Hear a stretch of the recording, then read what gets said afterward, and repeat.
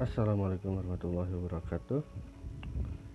Ini adalah materi keempat dari 7 materi yang rencana akan disampaikan untuk materi sosiologi mengenai kelembagaan sosial.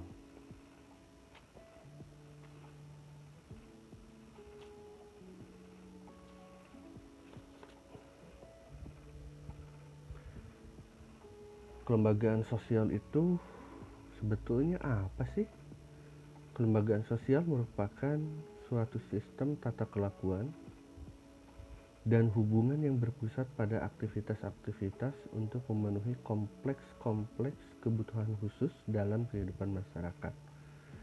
Ini dikemukakan oleh Kuncharaningrat pada tahun 1964 melalui bukunya Antropologi. Lalu kemudian muncul juga pengertian dari Suryono Sukanto, di mana beliau mengungkapkan bahwa kelembagaan sosial juga dimaknai sebagai himpunan norma-norma dari segala tingkatan yang berkisar pada suatu kebutuhan pokok di dalam kehidupan masyarakat. Jadi ada kata kuncinya di sini bahwa kelembagaan sosial itu adalah kebutuhan pokok, kebutuhan khusus yang ada di dalam kehidupan masyarakat. Mengapa suatu kelembagaan itu menjadi suatu kebutuhan di dalam kehidupan masyarakat? Nah, itu yang akan kita cari tahu nanti. Kita bedah mengapa sih manusia itu di tengah masyarakat memerlukan lembaga, memerlukan kelembagaan sosial. Karena sebetulnya pada perkembangannya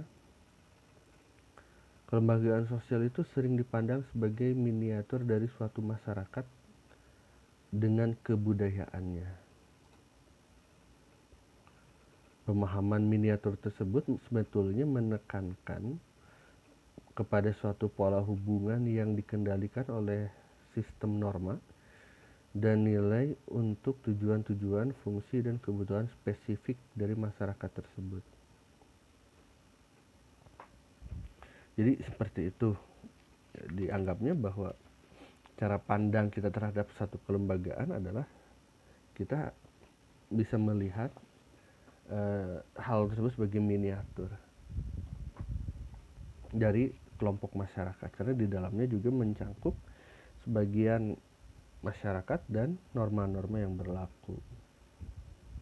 Nah, makanya pada pembahasan ini konsep kelembagaan sosial itu yang dimaksud bukan hanya istilah lembaga. Kalau kita cari padanan katanya itu ada institut yang digunakan dalam percakapan sehari-hari. Tetapi lembaga ini biasanya merujuk pada suatu badan atau seperti misalnya organisasi ilmiah, organisasi ekonomi, dan berbagai bentuk organisasi yang memiliki beragam tujuan.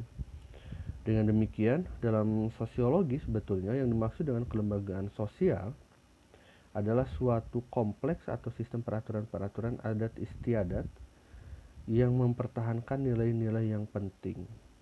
Nah, itulah yang dimaksud dengan lembaga pada materi sosiologi. Sebagai satu batasan dapat dikatakan bahwa kelembagaan sosial merupakan himpunan-himpunan norma pada segala tingkatan yang berkisar pada suatu kebutuhan pokok di dalam kehidupan masyarakat. Ia merupakan semacam tata abstraksi yang lebih tinggi. Jadi sebetulnya yang namanya kelembagaan itu lebih abstrak. Contoh nih, kelembagaan perguruan tinggi, perkawinan, kesehatan, penelitian. Nah, kelembagaan ini dikonkretkan melalui adanya asosiasi. Misalnya contoh perguruan tinggi itu adalah satu kelembagaan. Asosiasinya adalah Untirta. Kelembagaan itu misalnya perkawinan, maka asosiasinya adalah keluarga. Contoh lainnya dari kelembagaan itu adalah kesehatan dan penelitian, maka asosiasinya bisa berupa rumah sakit, puskesmas, klinik, dan lain sebagainya. Dan untuk penelitian bisa seperti pusat penelitian, LPPM, dan lain sebagainya. Nah, inilah merupakan suatu hubungan konseptual yang menjelaskan antara kelembagaan dan asosiasi.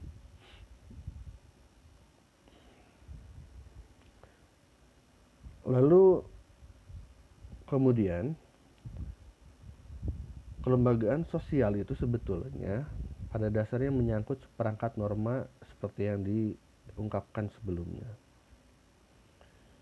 Konsistensi dengan itu, maka fungsi kelembagaan sosial adalah untuk memberi pedoman perilaku kepada individu atau masyarakat.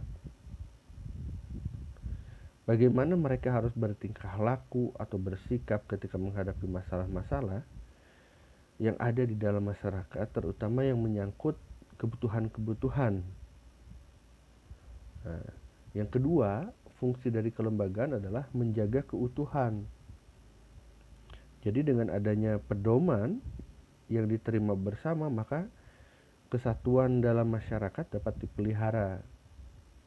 Lalu yang ketiga, kelembagaan sosial juga untuk memberi pegangan kepada masyarakat untuk mengadakan kontrol sosial. Artinya sistem pengawasan masyarakat terhadap tingkah laku anggotanya.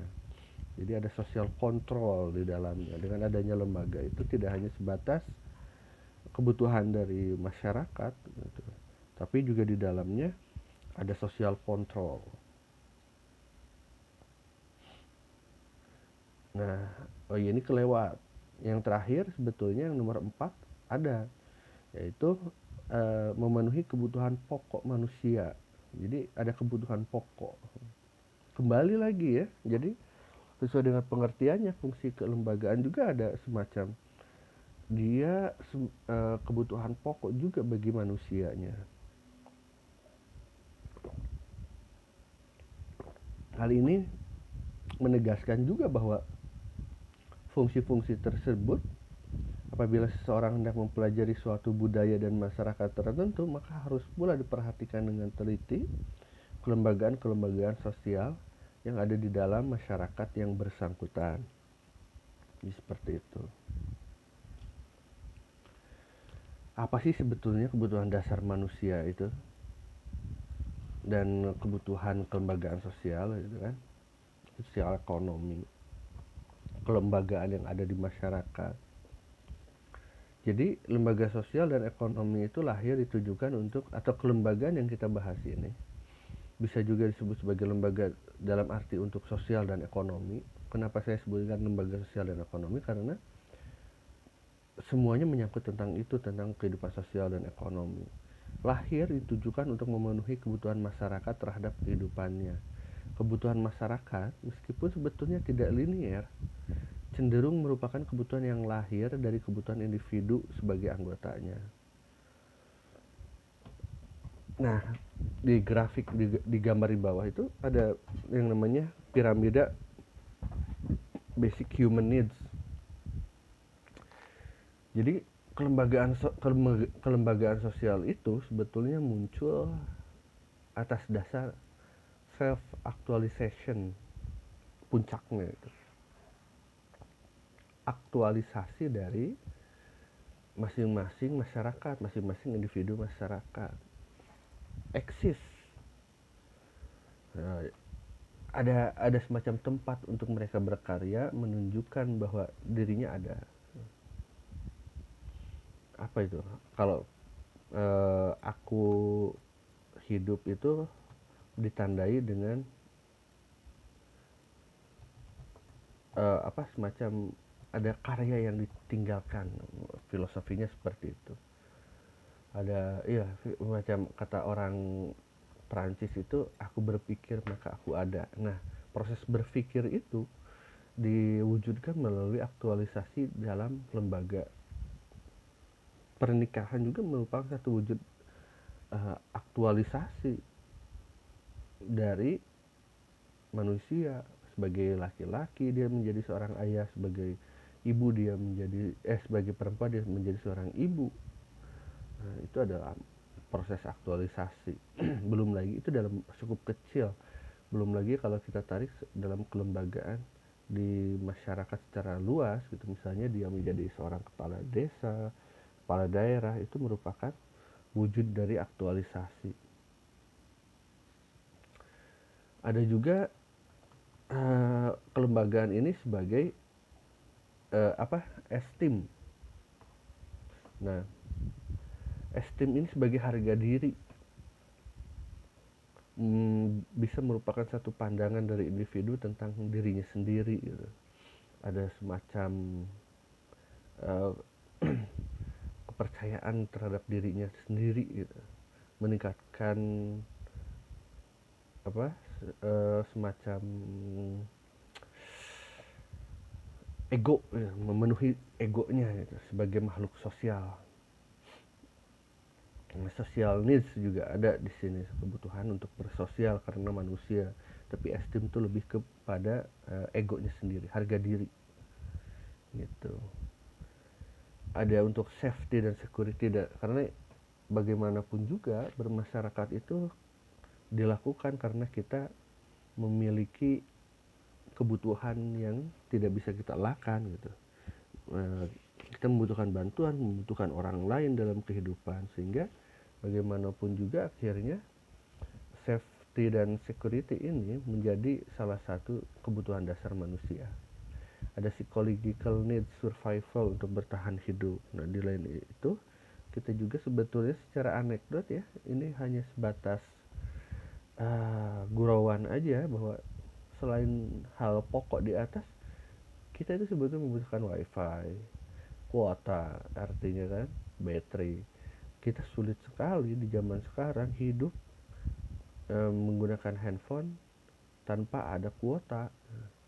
Hanya ada pulsa SMS itu sangat sulit sekali. Kita seolah-olah berada di dunia yang berbeda itu dengan adanya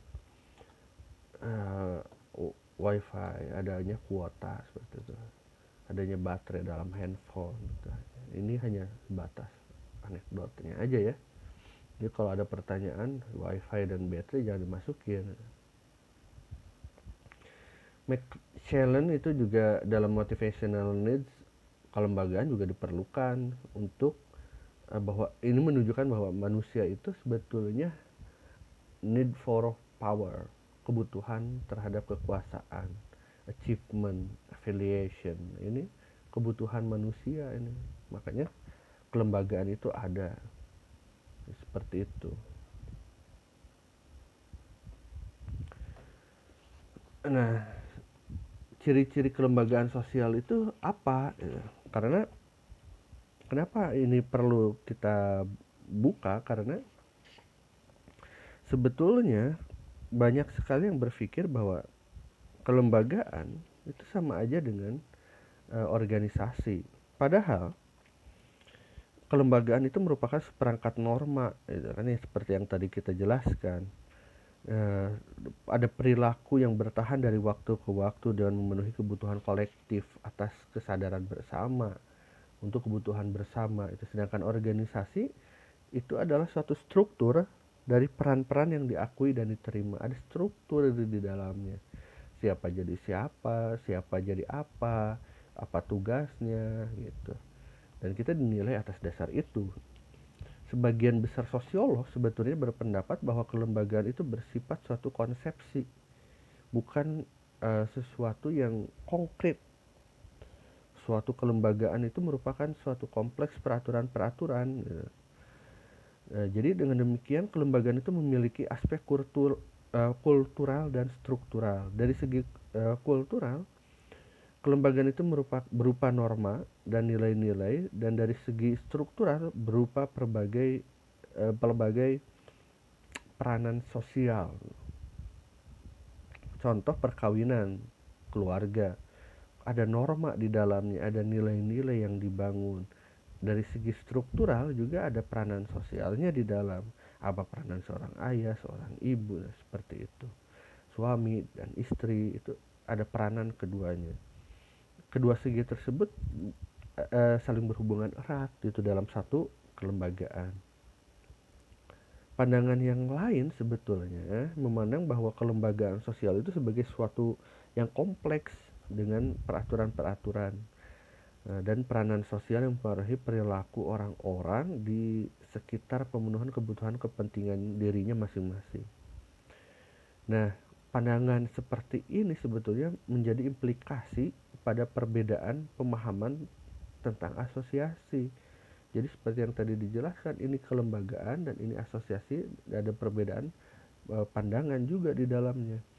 Nah, jadi berdasarkan ini ada satu pendapat sebetulnya, nggak saya masukin di sini, dari Ogben dan Nimkov.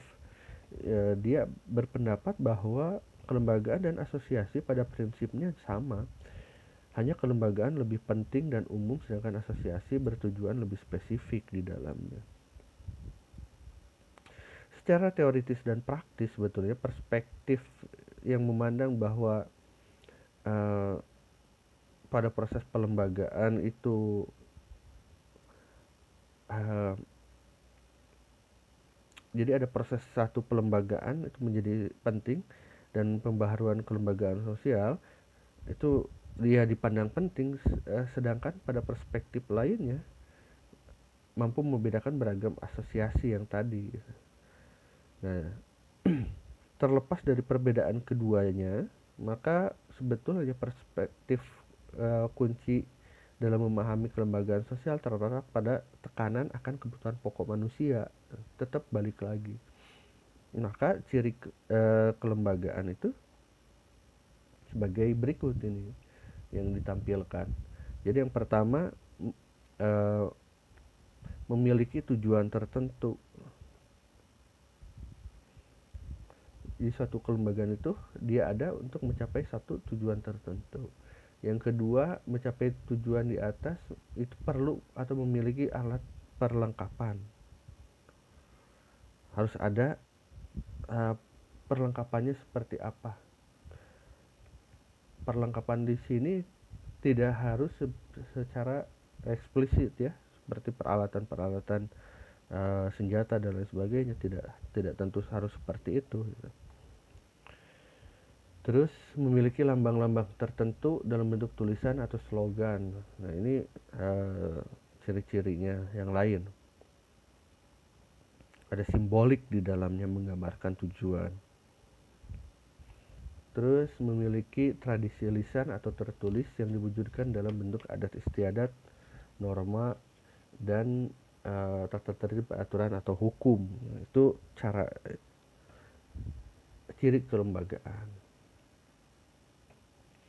Kelembagaan sosial juga terbentuk melalui satu proses yang disebut dengan institusionalisasi. Jadi ada semacam pelembagaan sosial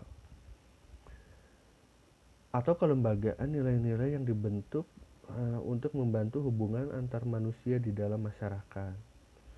Nah, tingkatan normanya itu berlaku sebetulnya dengan poin-poin yang di bawah itu yang 4. Jadi secara konseptual ada 4 tingkatan norma, disebut dengan institusionalisasi. Yang pertama itu adalah usage-nya, cara yang dilakukan. Jadi cara ini lebih menonjol di dalam hubungan antar individu dalam masyarakat. Hal ini untuk menunjukkan sebetulnya pada suatu bentuk perbuatan. Satu penyimpangan terhadapnya secara moral dirasakan sebagai suatu yang tidak pantas oleh pelakunya. Penyimpangan tersebut oleh masyarakat hanya dinilai sebagai suatu perbuatan yang dianggap ganjal. Jadi sebetulnya pada tingkatan norma usage ini, cara lebih menonjolnya hubungan antara individu dengan masyarakat. Untuk apa?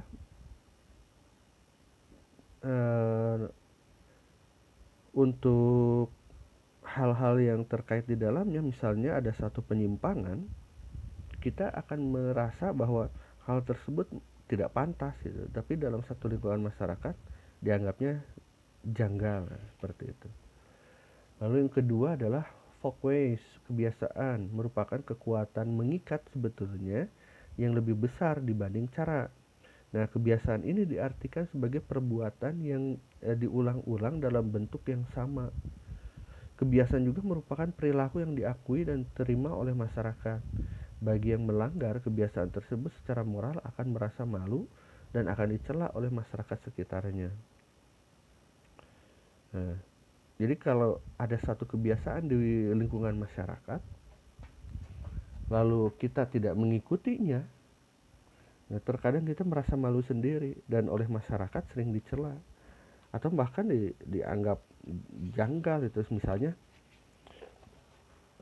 saya dengan umumnya masyarakat sangat berbeda sekali dalam hal misalnya seperti doa bersama setelah sholat.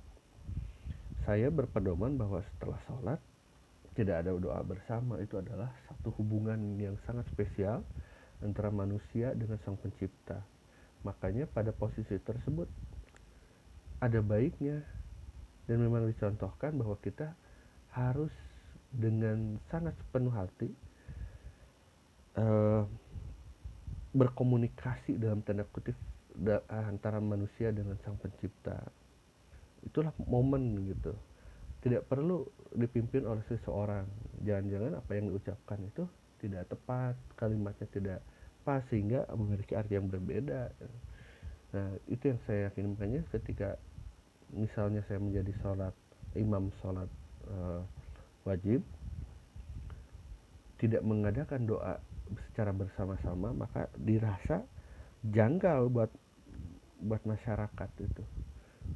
Buat saya sendiri akhirnya merasa sepertinya saya nggak terlalu pantas gitu untuk menjadi imam sholat di lingkungan ini karena cara yang saya lakukan berbeda. Nah, itu salah satu contoh dari tingkatan norma berdasarkan cara. Lalu kalau berdasarkan kebiasaan gimana? Berdasarkan kebiasaan kebiasaan masyarakat di Indonesia itu, kalau seseorang belum menikah itu tidak tinggal satu rumah berlawanan jenis, berduaan aja. Kita mengenalnya sebagai kumpul kebo gitu. Nah, sedangkan di negara lain ya nggak apa-apa gitu. Nah, kebiasaan dari negara luar itu kita bawa ke sini, itu akan membuat diri kita malu dan dianggap oleh masyarakat akan dicela oleh masyarakat. Seperti itu contohnya. Lalu yang ketiga ada tata kelakuan, merupakan kebiasaan yang dianggap sebagai cara berperilaku dan diterima sebagai norma-norma pengatur. Tata kelakuan ini mencerminkan sifat-sifat yang hidup dari kelompok manusia yang dilaksanakan sebagai alat pengawas secara sadar maupun tidak sadar oleh masyarakat terhadap anggota-anggotanya. Tata kelakuan di satu pihak memaksakan suatu perbuatan dan di lain pihak melarangnya, sehingga secara langsung merupakan alat agar anggota masyarakat menyesuaikan perbuatan-perbuatannya dengan tata kelakuan tersebut. Nah, tata kelakuan ini penting karena memberikan batas-batas pada perilaku individu untuk bersikap, mengidentifikasi individu di dalam kelompoknya siapa yang janggal nih bakal ketahuan gitu. Dan yang sebetulnya fungsi tata kelakuan itu yang terakhir adalah menjaga solidaritas antar anggota masyarakat. Jadi seperti itu. Nah, selanjutnya itu tentang adat istiadat, ada custom di dalamnya. Nah, pada adat istiadat orang atau adat istiadat ini merupakan tata kelakuan yang kekal serta kuat integrasinya dengan pola-pola perilaku masyarakat. Bila adat istiadat dilanggar, secara moral pelanggar akan merasa berdosa, kemudian masyarakat akan mengeluarkan pelakunya dari komunitasnya, seperti itu.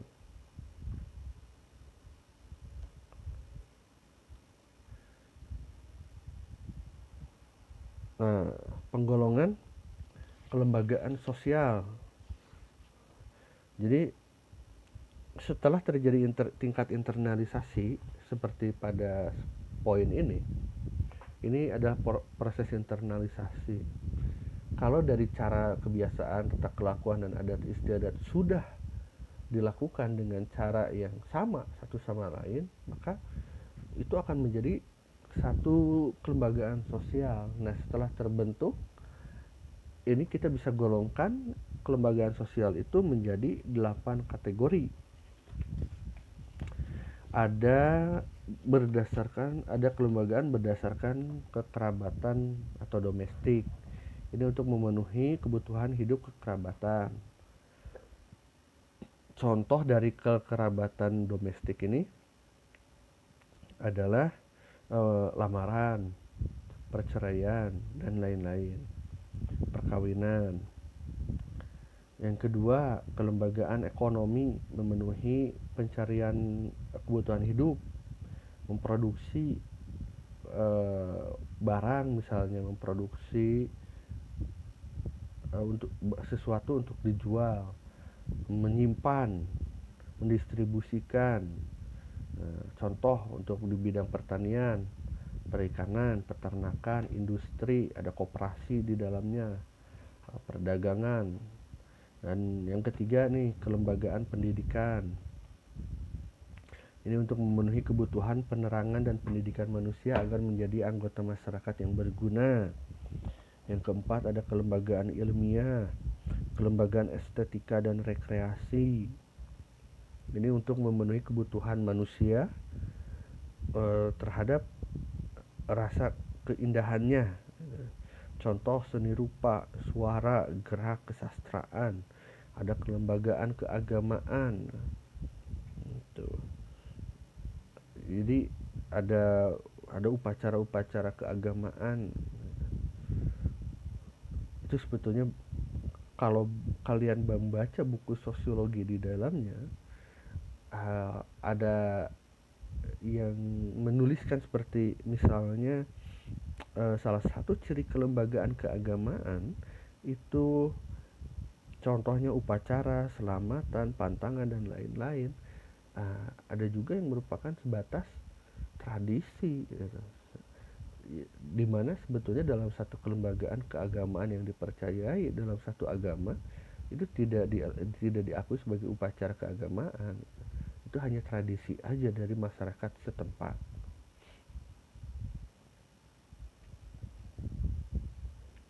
Terus ada juga kelembagaan politik, ada pemerintahan di dalamnya, kepartaian, dan lain-lain. Ada kelembagaan somatik, yang terakhir ini, memenuhi kebutuhan jasmaniah manusia seperti pemeliharaan kesehatan, pemeliharaan kecantikan, dan lain-lain. Penggolongan ini sebetulnya belum mencakup segala macam kelembagaan yang mungkin ada di dalam masyarakat. Misal banditisme itu kejahatan. Itu tidak dimasukkan di situ. Mungkin aja ada gitu kan. Kelembagaan yang ada juga bisa ditempatkan pada satu atau lebih golongan kebutuhan kelembagaan gitu. Bisa aja ini digabung satu sama lain, bisa ada yang ada misalnya di kelembagaan ekonomi itu kita pisah-pisah, kita pecah-pecah juga bisa gitu. Bukan menjadi satu yang hal yang tabu untuk dilakukan seperti itu. Nah, kita masuk nih dalam perikanan juga ada yang namanya kelembagaan. Kalau saya mengidentifikasinya untuk kelembagaan di perikanan maupun di pertanian, sebetulnya ada yang namanya kelembagaan tradisional dan modern. Jadi kita balik ke sini dulu ya. Jadi kelembagaan masyarakat ini ada yang modern maupun ada yang tradisional. Ini tujuannya sudah tadi sama, hanya penegasannya aja. Baik yang tradisional modern sebenarnya tujuannya sama. Saya mau mengungkapkan seperti itu. Ini adalah kelembagaan lokal yang cenderung bersifat tanda kutip tradisional dan masih dipakai sampai sekarang. Ada Panglima Laut, ini adalah kelembagaan yang ada di Aceh. Ada Awig-Awig dari Nusa Tenggara Barat, Malombo, Sulawesi Utara, Rompong di Sulawesi Selatan, Sasi di Maluku dan Maluku Utara, dan Pelekarang di Papua. Ini saya jelasin. Nanti catat ya, tolong dicatat supaya kalian juga memperoleh pengetahuan di dalamnya. Panglima Laut yang ada di Nangro Aceh Darussalam ini merupakan, jadi Panglima Laut itu merupakan penguasa lingkungan laut di dalam persekutuan hukum adat laut pada masyarakat pesisir yang ada di Aceh. Kelembagaan ini berada di lingkungan masyarakat nelayan Aceh, mempunyai hukum, ada daerah operasionalnya, ada warganya, kekayaan dan kekuasaan yang relatif bersifat otonom. Gitu. Nah, di wilayah pesisir dan lingkungan masyarakat nelayan, kelembagaan Panglima Laut ini sebetulnya sudah ada sejak zaman Sultan Iskandar Muda. Bahkan pada zaman penjajahan Belanda juga masih tetap dipertahankan bahkan sampai sekarang. Segala kebijakan yang diturunkan oleh pemerintah pusat maupun provinsi, pemerintah daerah, itu juga harus bisa bersinergi pada akhirnya dengan Panglima Laut. Tugas-tugas Panglima Laut itu antara lain yang pertama mengawasi dan memelihara pelaksanaan hukum adat laut. Yang kedua mengatur tata cara penangkapan ikan. Yang ketiga menyelesaikan berbagai pertikaian yang terjadi dalam hubungannya dengan penangkapan ikan di laut. Yang ketiga menyelenggarakan upacara adat laut, kecelakaan di laut dan gotong royong serta masalah sosial lainnya. Nah, itu adalah Panglima Laut gitu. Terus Panglima Laut ini dipimpin oleh seorang panglima yang bersifat turun-temurun, ada pimpinannya yang diangkat secara adat. Dia harus mengerti itu seluk-beluk hukum adat laut. Terus ada juga hal lainnya, mengerti tata cara penangkapan ikannya bagaimana. Jadi dia harus tahu yang jadi Panglima Laut itu. Nah, berpengalaman sebagai pawang dan berwibawa. Jadi itu Panglima Laut. Ada awig-awig di Nusa Tenggara Barat. Nah, awig-awig ini dikenal dan diadopsi oleh nelayan Nusa Tenggara Barat, terutama di Pulau Lombok. Ada berdasarkan penelusuran sejarah, ini ada sejak abad 18 sebagai hasil dari peninggalan kerajaan Karangasem Bali. Pada umumnya awig-awig ini diperkenalkan masyarakat Bali ke Lombok dalam kehidupan berbanjar sebagai hukum adat tidak tertulis dengan berbagai sanksi sosial yang harus dipatuhi seluruh anggota Banjar.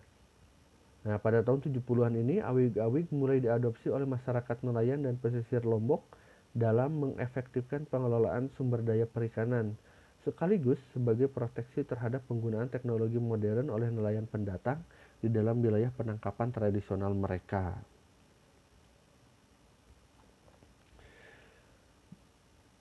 Seperti itu untuk awig-awig.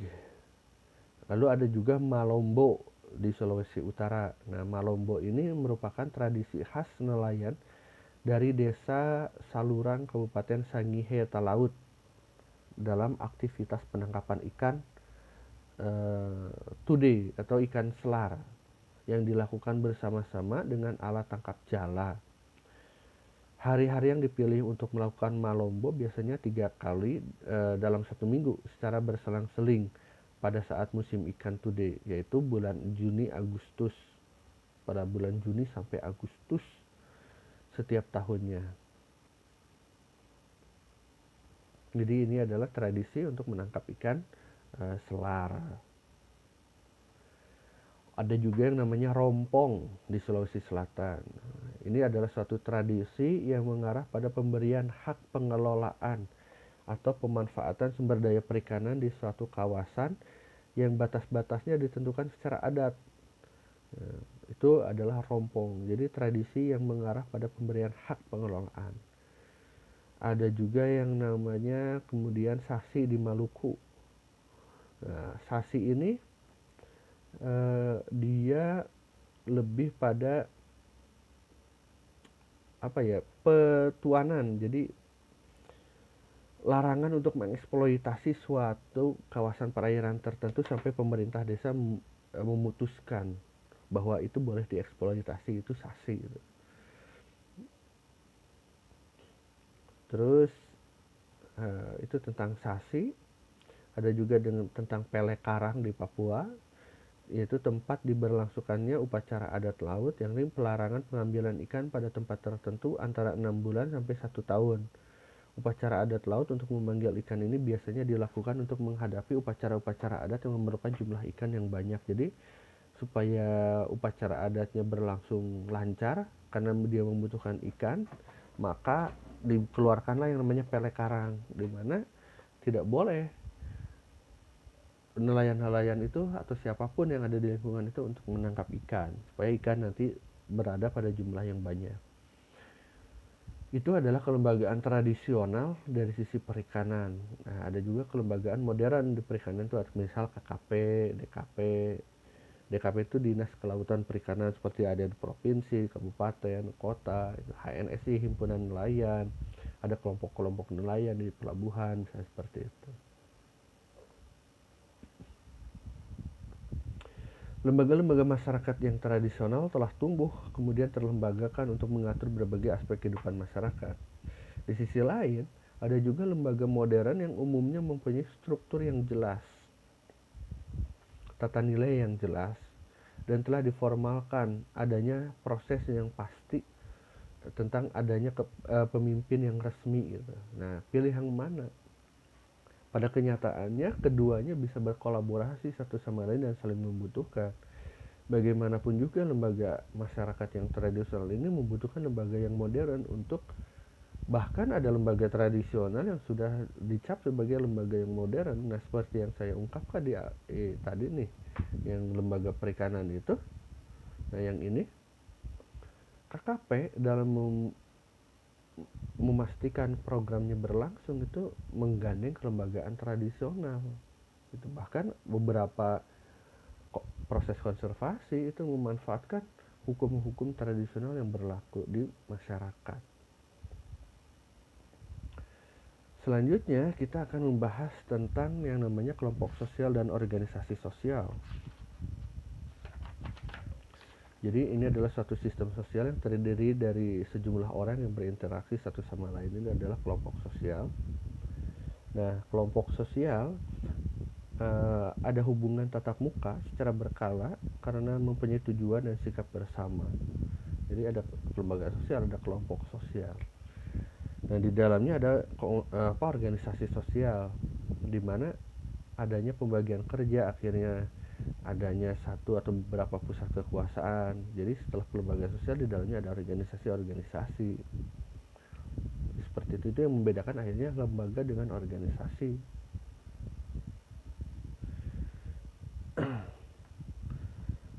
Secara kelembagaan sebetulnya, kalau kita baca dari tadi, ada semacam social capital yang kita miliki.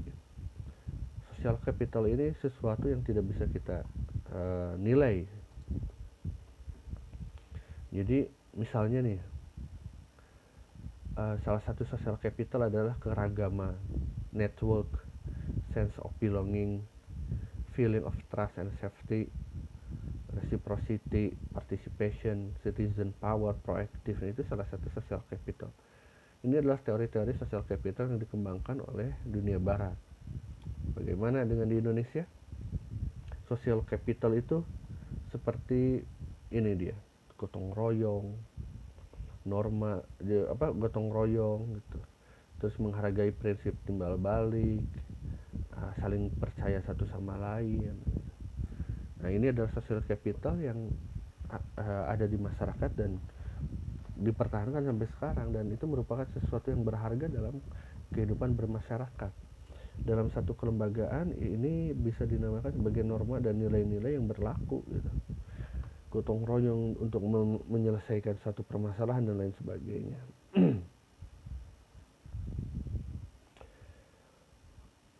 Melihat bagaimana kelembagaan dari pertanian maupun perikanan secara umum yang tradisional ya, sehingga sebetulnya dibutuhkan semacam revitalisasi mengenai apakah sebetulnya kelembagaan pertanian dan perikanan baik yang tradisional maupun yang modern ini masih layak untuk ada atau tidak.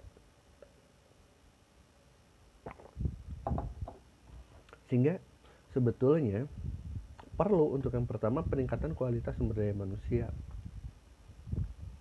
Tidak lagi sebatas kita tunjuk seseorang untuk ada di posisi tertentu karena masalah keturunan. Kita memerlukan sumber daya manusia sebagai pelaku kelembagaan, sehingga dia akan berkembang, lembaga itu memiliki perkembangan teknologi, mampu menyelesaikan permasalahan dan kebutuhan para petani gitu. Mereka lebih mengerti akhirnya, profesional istilah zaman sekarang. Yang kedua, diperlukan restrukturisasi kelembagaan penyuluhan pertanian secara umum, sehingga nantinya mampu mengetahui. Nah, nanti itu dibahas langsung ya kalau masalah penyuluhan bagaimananya. Yang ketiga, meningkatkan kualitas manajemen lembaga yang ada, meningkatkan koordinasi peran badannya juga ditingkatkan lagi. Jadi perlu revitalisasi sehingga perannya menjadi lebih efektif dan efisien. Nah, ini bagaimana caranya? Jadi kelembagaan itu secara individu pengetahuan, keterampilan, kompetensi atau kerja perlu ditingkatkan. Dari sisi organisasi, prosedur pengambilan keputusan, struktur sumber daya, budaya organisasi, sistem informasi manajemen juga perlu ditingkatkan. Dari sisi sistem, kelembagaan itu perlu kerangka kebijakan atau satu hukum dan kebijakan pendukung, sehingga kapasitas kelembagaan itu bisa ditingkatkan. Mengapa hal ini perlu dilakukan? Karena sebetulnya kelembagaan itu bisa juga sebagai kontrol sosial seperti yang tadi diungkapkan gitu pada pembahasan mengenai pelembagaan sosial. Jadi ini sebagai kontrol sosial sehingga tercapai keserasian antara stabilitas dengan perubahan-perubahan di dalam masyarakat. Itu kontrol sosial. Bagaimana macam-macam kontrol sosial itu bisa diterapkan akhirnya dengan melihat kapasitas dari kelembagaan itu sendiri. Bisa dengan cara kekerasan, paksaan. Nah, itu nanti kita akan bahas di konflik-konflik sosial. Untuk sekarang mengenai kelembagaan, saya kira cukup sampai di sini aja. Terima kasih. Assalamualaikum warahmatullahi wabarakatuh.